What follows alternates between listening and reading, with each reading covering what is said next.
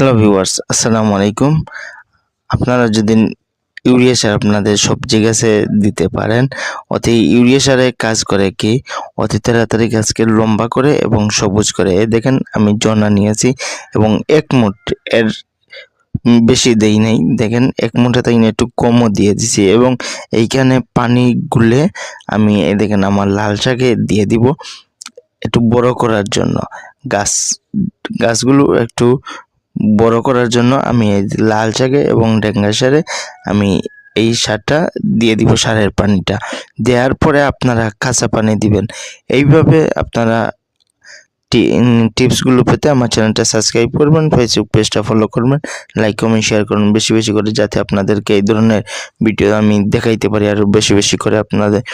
দেখেন আমি পানি নিয়ে নিলাম, পানি দিয়ে আমি সুন্দর করে দিয়ে দিব বেডের মাঝে এবং দেওয়ার পরে আমি কমসে কম 3 দিন পরে আপনারা এভাবে দেওয়ার পরে দেখবেন আপনাদের গাছগুলো কেমন লম্বা হচ্ছে এবং কি বড় বড় পাতা হচ্ছে। এবং এই দেখেন আমি এই লাল শাকে আমার দিয়ে দিলাম। দেওয়ার পরে কিন্তু আপনারা কাঁচা পানি দিবেন, কাঁচা পানি না দিলে আপনাদের গাছে একেবারে ঝরে যাবে, মানে মরে যাবে, গাছগুলো একেবারে জ্বলিয়ে যাবে। আর আপনারা এভাবে যদি আপনারা সারের পানি দেওয়ার পরে যদি আপনারা নর্মাল পানি দেন তাইলে কোনো প্রবলেম নাই, অতি তাড়াতাড়ি দেখবেন লম্বা হয়ে গেছে, আপনারা লাল শাক খাওয়ার উপযুক্ত হয়ে যাবে।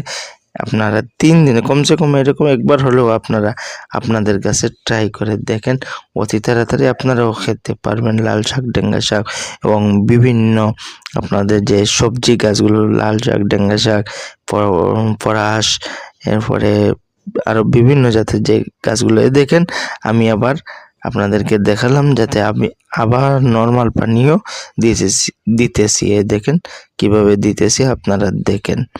এভাবে আপনারা দেখে আপনারা নিজেরাই নিজেদের বাসা বাড়িতে এভাবে আপনারা সার প্রয়োগ করতে পারেন এবং সার প্রয়োগ করার পরে আপনারা একটু নর্মাল পানি, কাঁচা পানি দিয়ে দিবেন গাছে এবং যদি দেন না দেখবেন আপনাদের গাছগুলো অনেক জ্বলে যাবে, দেখবেন সাদা হয়ে গেছে। এভাবে আপনারা পানি দেওয়ার পরে সারের পানি আপনার নর্মাল পানি দিয়ে দিবেন, দেখবেন এবং আপনারা আবার খেতে পারবেন 5 দিন পরে। দেখবেন এই 5 দিনে অনেক সুন্দর এবং অনেক লম্বা হয়ে গেছে লাল শাক, ঢেঙ্গা শাক।